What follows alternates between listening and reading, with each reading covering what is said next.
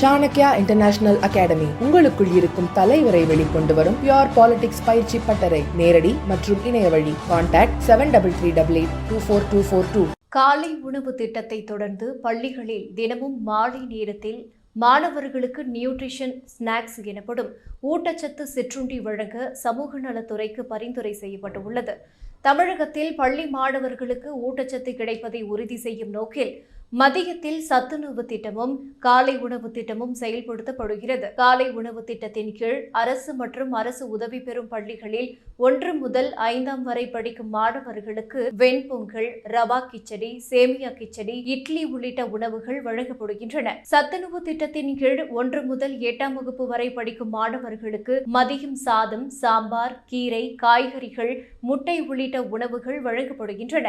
இந்நிலையில் கூடுதலாக தினசரி மாலை நேரத்தில் பள்ளி மாணவர்களுக்கு வாழைப்பழம், ஆப்பிள், சிறுதானிய வகைகள் அடங்கிய மாலை சிற்றுண்டியாக நியூட்ரிஷன் ஸ்நாக்ஸ் வழங்க வேண்டும் என பொது சுகாதாரம் மற்றும் ஊட்டச்சத்து துறை சார்பில் சமூக நலத்துறைக்கு பரிந்துரை செய்யப்பட்டுள்ளது. ஹாப்பியா, ஹெல்தியா, ஜாலியா ஒரு லைஃப்.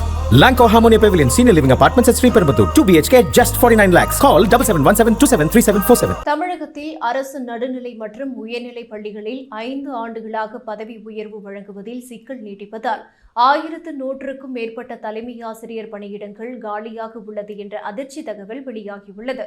மத்திய அரசின் கட்டாய கல்வி உரிமை சட்டத்தின்படி 2012க்கு பின் அரசு உதவி பெறும் இடைநிலை பட்டதாரி ஆசிரியர்கள் பணி நியமனத்தில் ஆசிரியர் தகுதி தேர்வான டெட் கட்டாயமாக்கப்பட்டதற்கு பின் பதவி உயர்வுக்கு டெட் தேர்ச்சி பெற வேண்டும் என உயர்நீதிமன்ற மதுரை கிளை ஒரு வழக்கில் உத்தரவு பிறப்பித்தது. இந்நிலையில் பதவி உயர்வு பெற்ற பட்டதாரி ஆசிரியர்களுக்கு உயர்நிலை பள்ளி தலைமை ஆசிரியர் பதவி உயர்வில் இடஒதுக்கீடு வழங்க கோருவது, முதுகலை ஆசிரியர்களுக்கு உயர்நிலை பள்ளி தலைமை ஆசிரியர் பதவி வழங்குவதற்கு எதிர்ப்பு தெரிவிப்பது உள்ளிட்ட வழக்குகள் நீதிமன்றங்களில் நிலுவையில் உள்ளன. சில வழக்குகளில் அரசு சார்பில் மேல்முறையீடு செய்யப்பட்டுள்ள நிலையில் இவ்வழக்குகளில் முடிவு தெரியாததால் அரசு உதவி பெறும் நடுநிலை உயர்நிலை பள்ளிகளில் தலைமை ஆசிரியர் பணியிடங்களை நிரப்ப முடியாத நிலையில் உள்ளது. இதனால் இப்போது வரை நடுநிலை பள்ளிகளில் 300க்கும் மேற்பட்ட தலைமை ஆசிரியர் பணியிடங்களும் உயர்நிலை பள்ளிகளில் 800க்கும் மேற்பட்ட தலைமை ஆசிரியர் பணியிடங்களும் காலியாக உள்ளன. இதுகுறித்து பேசிய தலைமை ஆசிரியர்கள், நீதிமன்ற வழக்குகளை முடிவுக்கு கொண்டு வரவோ விரைவுபடுத்தவோ கல்வி அதிகாரிகள் ஆர்வம் காட்டுவதில்லை. முந்தைய ஆண்டுகளில் அரசு கொள்கை முடிவுகள் எடுத்து இதுபோன்ற பிரச்சினைகளுக்கு முற்றுப்புள்ளி வைத்திருந்தாலும் இப்போது இதுபோன்ற நடவடிக்கைகள் எடுப்பதில்லை. அரசு உதவி பெறும் சிறுபான்மை பள்ளிகளில் டெட் தேர்ச்சி பெறாத 350க்கும் மேற்பட்ட பணியிடங்களுக்கு பல ஆண்டுகளாக அனுமதி கிடைக்காமல் இருந்த போதும் சமீபத்தில் அப்பணியிடங்கள் அனுமதிக்கப்பட்டன. அந்த உத்தரவில் பதவி உயர்வு வழங்கவும் அனுமதிக்கப்பட்டிருந்தால் நூற்றுக்கணக்கான அரசு உதவி பெறும் பள்ளிகளில் தலைமை ஆசிரியர் பணியிடங்களை நிரப்பி இருக்கலாம்.